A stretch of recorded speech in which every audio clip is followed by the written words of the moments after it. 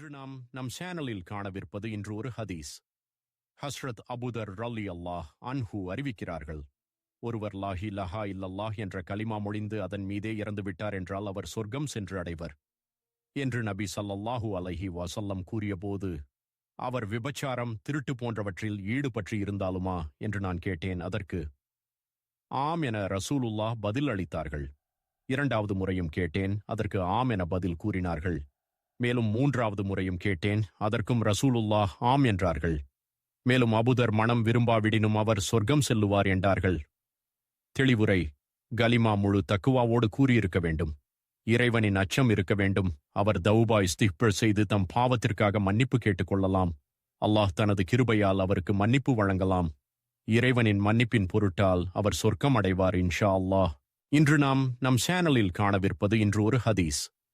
ஹஸ்ரத் அபுதர் ரலி அல்லாஹ் அன்ஹு அறிவிக்கிறார்கள், ஒருவர் லாஹி லஹா இல்லல்லாஹ் என்ற கலிமா மொழிந்து அதன் மீதே இறந்து விட்டார் என்றால் அவர் சொர்க்கம் சென்று அடைவர் என்று நபி ஸல்லல்லாஹு அலைஹி வஸல்லம் கூறியபோது, அவர் விபச்சாரம், திருட்டு போன்றவற்றில் ஈடுபற்றி